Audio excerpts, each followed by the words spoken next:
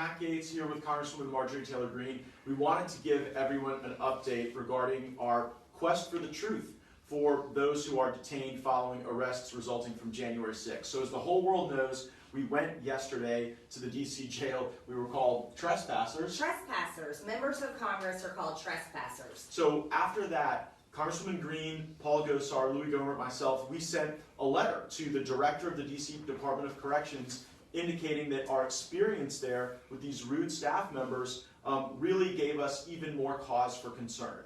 Here's the key update. We have unconfirmed reports that just in the last 24 hours, conditions and circumstances may have changed for the January 6 detainees in the DC jail system, perhaps even as retribution because we showed up at the jail. And while we're still investigating and working to confirm those reports, we do have this statement from the DC Department of Corrections that says that just by showing up and attempting to have a tour, which members of Congress do all the time, we put people's safety in danger. Unbelievable. No, we aren't the threat to anyone's safety, and now I have great concern not only for the January 6 detainees who are being held on misdemeanor charges, many of them. They're not allowed to be bailed out. We hear terrible stories that they're not allowed to talk to their attorneys, their families, that they're in solitary confinement. But now, if the rumors are true about this lockdown, I'm concerned about the entire prison population there. And if it's because we showed up as members of Congress have oversight over the federal prison system. I mean, we visit detention centers. And think about it. If Donald Trump had retaliated against illegal aliens who were being detained because Alexandria Ocasio-Cortez or Ilhan Omar or Rashida Tlaib showed up to inspect the facility, the Democrats would be wanting to refer him to the International Criminal Court for prosecution. Absolutely. I mean, and he would never do that. Oh, right. Oh, no, President Trump would never do that. He took great care of people. And we saw an attitude at the DC jail that seemed to be kind of retaliatory in nature. So look, we're going to try, one of the ways... Wait, let's read this statement. What does it say, Matt? So, in part, the statement from the DC Department of Corrections says, today congressional officials, that would be us, arrived at the DC Department of Corrections Central Facility unannounced. That's false. We'd send a letter with an unauthorized camera crew. By the way, that was the media. If people think that you and I control where the media goes and where the camera crews go, that is just a fascinating... We have no control over the media. Yeah, I mean, they literally chase us down places. So we have no control over where the press chooses to go or not go, despite the letter. So by doing so, these officials compromise the safety and security operations at the DOC. I mean, wait, hold on. There's we even wore a mask.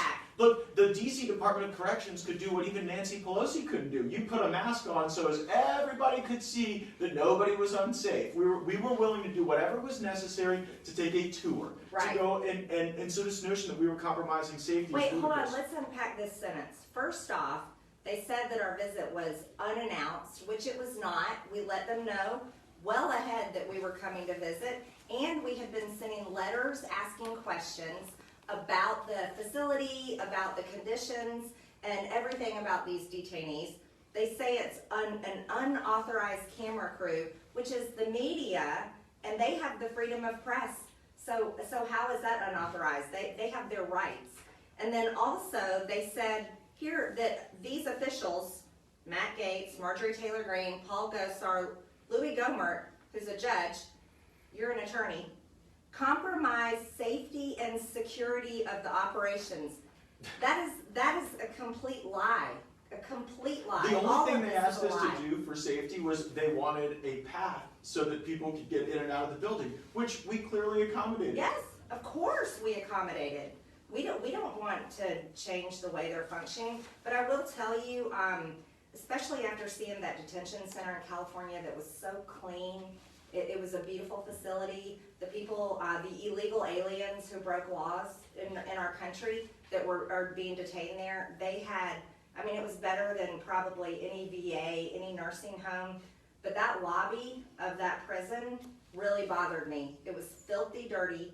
It was unorganized. It was not kept well. You could tell it needed painted. There was a lot there. And so I'm very concerned about the people inside. I really am. Well, the bureaucrats always advertise their greatest weaknesses, right?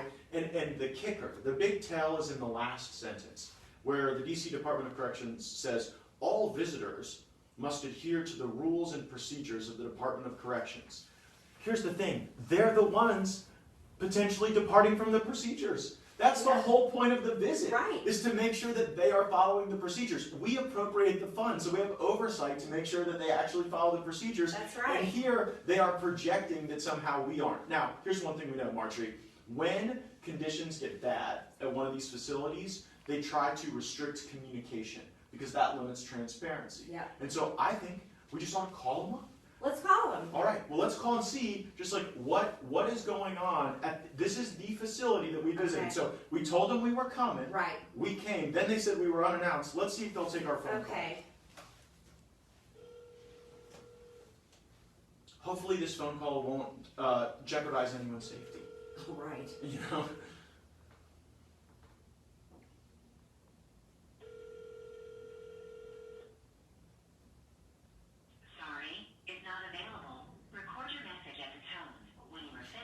Maybe you ought to leave him a message.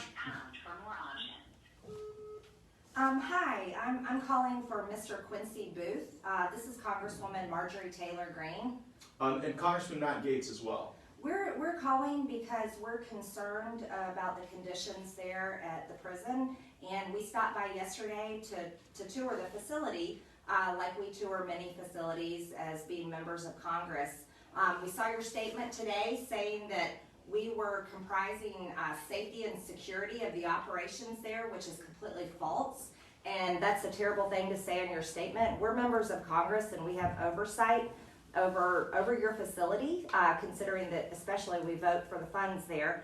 And we'd like for you to reach back out to us. You've received a letter with information on how to correspond and call us back. So we're looking forward to hearing from you. And we have many questions that we would like answered.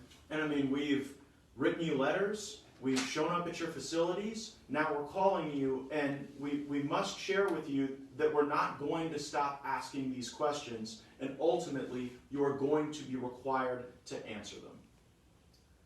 Well, you know, it's quite something that there seems to be more and more an effort to just conceal basic elements of the corrections process and the justice process. So we want all of our viewers to know we're going to keep fighting this issue. We definitely want to thank Louis Gohmert and Paul Gosar for standing with us. And we would encourage our fellow Republicans in Congress to really focus on these deprivations of civil rights and personal freedoms, and to ensure that we have a country we can all be proud of. Yeah, and hey guys, you know I always tell you, pick up the phone and make a call to your representative, whoever it may be, Republican or Democrat. Let them know how you feel, because you're the people, you're the taxpayers, and this government should be working for you. So remind them of that. Thanks so much. Share this video, get the news out, and we'll talk to you soon. Thanks, Marjorie.